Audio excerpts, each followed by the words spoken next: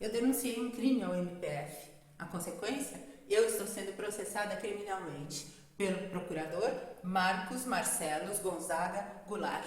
Eu vou te contar essa sórdida história aqui no videocast, o crime de 1 trilhão e 200 bilhões de reais.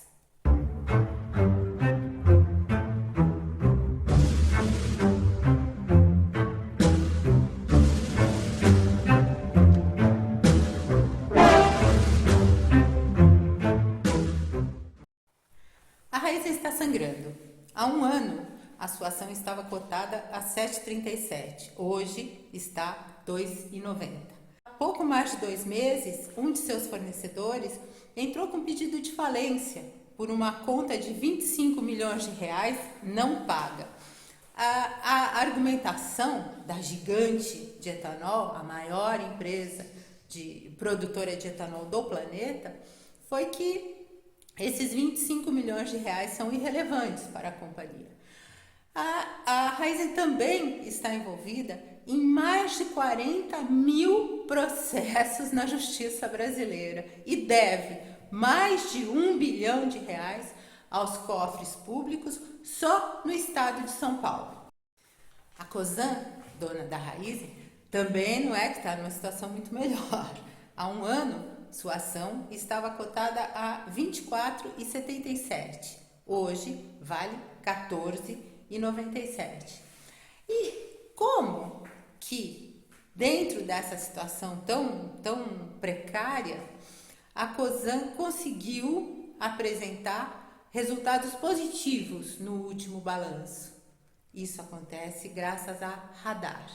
Mas esse é um capítulo sobre a forma. Deixa eu te falar como que a especulação das terras agrícolas praticadas pela Radar influem diretamente na fome de 33 milhões de pessoas no Brasil. É isso. 15% da população brasileira vive hoje algum tipo de insegurança alimentar.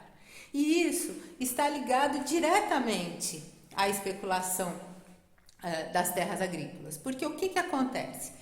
Se Raízen e Cosan estão com resultados negativos, tudo fica ruim. O crédito, a possibilidade de crédito diminui, de empréstimos, enfim. Se fosse só isso, já seria péssimo. Mas o problema é que essa especulação de terras faz com que o valor suba astronomicamente e, subindo astronomicamente, ela impede a permanência dos pequenos e médios agricultores, ou seja, acaba com essa faixa de agricultura familiar e de pequenos produtores, de médios produtores, e privilegia cada vez mais o latifúndio, colocando um fim à agricultura familiar e com isso trazendo mais gente para essa linha abaixo da pobreza.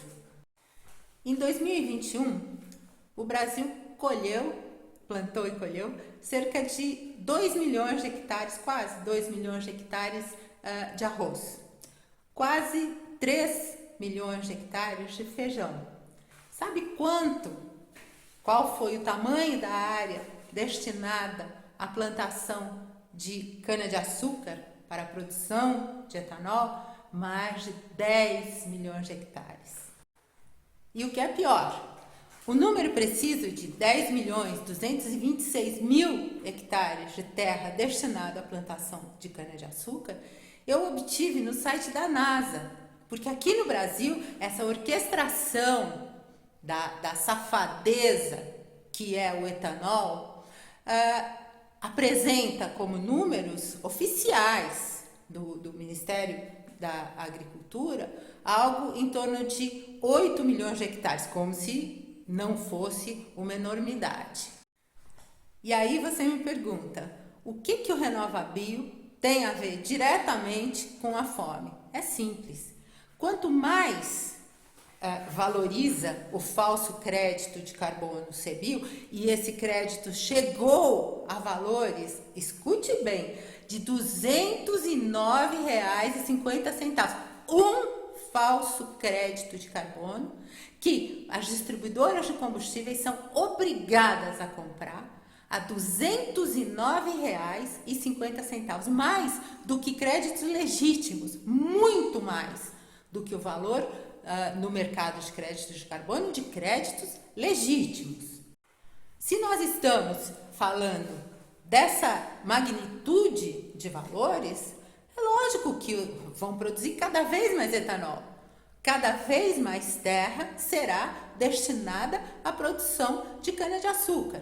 E cada vez menos terras, cada vez mais encarecida fica a terra para a produção de alimentos. Como eu já disse anteriormente, houve um momento em que as usinas de açúcar brasileiras chegaram a produzir créditos de carbono legítimos. E aí houve um momento onde deixou de ser adicional e eles começaram a ficar revoltados, começaram a questionar a ONU, a UNFCCC, que é o braço da ONU que cuida das mudanças climáticas, acerca do simples fato deles produzirem um biocombustível seria suficiente para a geração de créditos de carbono. A resposta da ONU não poderia ser mais clara. A função primeira do solo é a produção de alimentos. Eu acho importante também fazer um esclarecimento. Não é que a produção de etanol seja impedida de gerar créditos de carbono. Não é, em nenhum momento eu disse isso. Existe até uma metodologia aprovada na ONU com uma tecnologia bastante avançada e que não existe no Brasil, aonde a produção de biocombustíveis pode gerar créditos de carbono. O que eu acho inconcebível, ultrajante, é que com essas pessoas passando necessidade, tendo fome no país, o Ministério de Minas e Energia, a ANP, a FGV, o Bradesco, Santander, BNDES, Banco Central, o Banco Central do Brasil agora também admite a existência como legítimo dos falsos créditos de carbono CBIOS. Ou seja, como que a orquestração de todas essas entidades, ou melhor, de pessoas nessas entidades, tem a coragem, as pessoas, como que essas pessoas têm coragem de participar de um crime como é o RenovaBio, sabendo das implicações dele. O que decorre do RenovaBio não é só a vergonha, porque é uma vergonha imensa. Um país, um programa de governo que gera falsos créditos de carbono, aonde um vice-presidente da maior produtora de etanol do país explica esse crédito dizendo que mais ou menos 1 metro cúbico de etanol é mais ou menos um CBio. O que é isso? Aonde é que nós estamos? As pessoas não têm a menor vergonha. Aonde você tem uma diretora adjunta da ANP dizendo que o Congresso Nacional pode inventar um crédito e ainda assim atender ao acordo, ao que o Brasil comprometeu-se a fazer no que diz respeito ao Acordo de Paris, que vem justamente da entidade, da organização que criou, que definiu o que é um crédito de carbono. E a definição de um crédito de carbono é muito clara. Através de evidências objetivas, dentro de um cenário adicional, você recebe um crédito de carbono quando você remove ou deixa de emitir 1 tonelada de CO2 equivalente.